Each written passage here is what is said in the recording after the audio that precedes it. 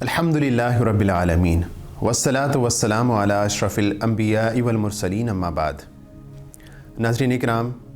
ہم نے پچھلے ایپیسوڈز میں تذکرہ کیا تھا کہ پہلی ہجرت حبشہ اور دوسری ہجرت حبشہ دونوں کامیابی کے ساتھ مکمل ہو گئیں۔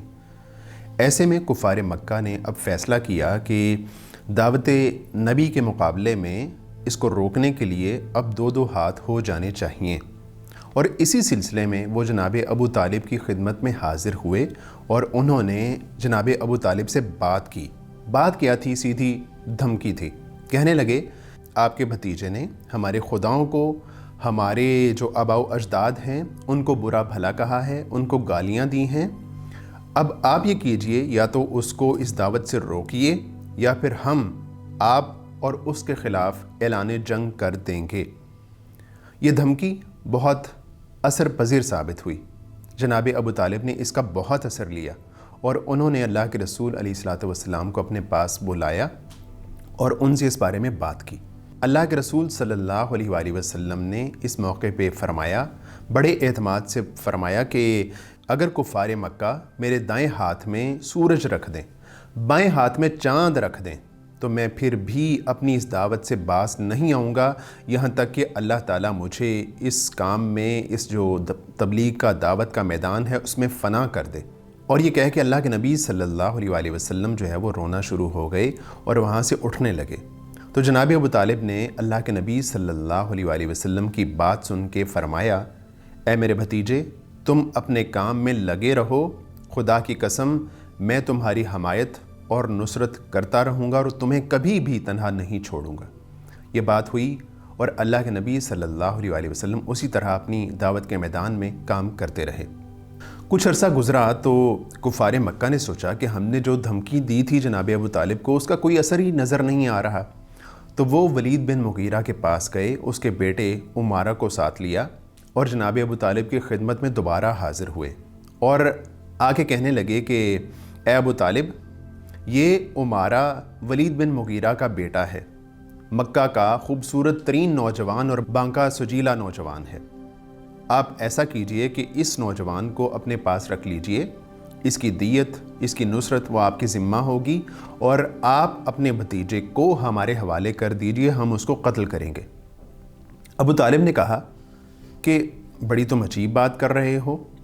تم کہتے ہو کہ میں اپنا بھتیجا تمہارے حوالے کروں اور تم اس کو قتل کرو، اور تمہارا جو بیٹا ہے، بھتیجا ہے، میں اس کو اپنے پاس رکھوں، اس کو کھلاؤں، اس کو پلاؤں، اس کو پالوں، اس کو پوسوں، اور تم میرے بھتیجے کو قتل کر دو۔ کتنی عجیب بات تم کرتے ہو۔ جب کفار مکہ کو اس مجلس میں بھی ناکامی کا سامنا کرنا پڑا تو مختلف واقعات سے ثابت ہوتا ہے کہ انہوں نے اللہ کے نبی صلی اللہ علیہ وآلہ وسلم کے وجود کو، آپ کی ذات کو نقصان پہنچانے بلکہ آپ کو قتل کرنے کی بھی کئی کوششیں کیں۔ ایسی ہی ایک کوشش اس طرح ہوئی کہ اللہ کے نبی صلی اللہ علیہ وآلہ وسلم ایک روز جو ہے کعبہ میں گئے تو وہاں پہ کفار مکہ مجلس بنا کے بیٹھے ہوئے تھے، اور جب انہوں نے اللہ کے نبی صلی اللہ علیہ وآلہ وسلم کو دیکھا تو سب مل کے اللہ کے نبی علیہ الصلوۃ والسلام پر حملہ آور ہو گئے اور انہوں نے اللہ کے نبی صلی اللہ علیہ وآلہ وسلم کو شدید نقصان پہنچایا۔ جناب عبداللہ بن عمر بن عاص بیان کرتے ہیں کہ ایک شخص نے اللہ کے نبی صلی اللہ علیہ وآلہ وسلم کی چادر کو گردن کے قریب سے پکڑ کے جو ہے وہ اس کو بل دینا شروع کر دیے۔ جناب ابو بکر صدیق رضی اللہ عنہ کو جب اس بات کا پتہ چلا تو وہ دوڑے خانہ کعبہ میں تشریف لائے اور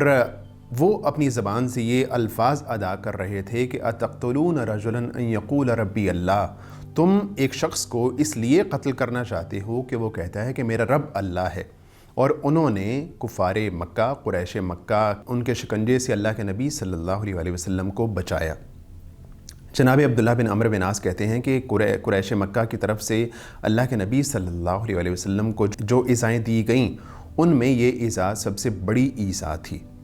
انہی دنوں میں ایک ایسا واقعہ پیش آیا کہ جو حضرت حمزہ رضی اللہ عنہ کے قبول اسلام کا باعث بن گیا۔ ہوا یہ کہ ایک روز اللہ کے نبی صلی اللہ علیہ وآلہ وسلم کوہ صفا میں تشریف فرما تھے۔ وہاں سے ابو جہل گزرا اور اس نے اللہ کے نبی صلی اللہ علیہ وآلہ وسلم کو سخت سست کہا اور آپ کو جو ہے وہ طرح طرح کی گالیاں دیں۔ اللہ کے نبی صلی اللہ علیہ وآلہ وسلم نے خاموشی اختیار کی، لیکن اس نے کیا کیا کہ آپ کی طرف بڑھا اور حملہ کر دیا، اور آپ کے سر پہ اس نے جو ہے نا زور سے پتھر مارا، جس کی وجہ سے اللہ کے نبی صلی اللہ علیہ وآلہ وسلم کے سر سے خون بہنا شروع ہو گیا۔ عبداللہ بن جدعان کی ایک لونڈی سامنے کوہ صفا سے یہ منظر دیکھ رہی تھی، اور اسی وقت حمزہ بن عبد المطلب شکار سے واپس آئے تھے۔ حمزہ بن عبد المطلب جو ہے قریش مکہ کے ایک بڑے ہی طاقتور نوجوان تھے،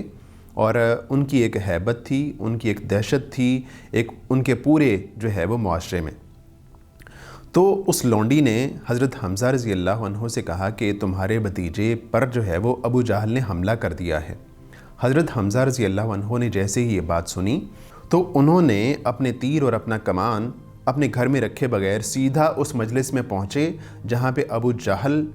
اللہ کے نبی صلی اللہ علیہ وسلم کو ایذا پہنچانے کے بعد دوسرے مشرکین مکہ کے ساتھ بیٹھا ہوا تھا،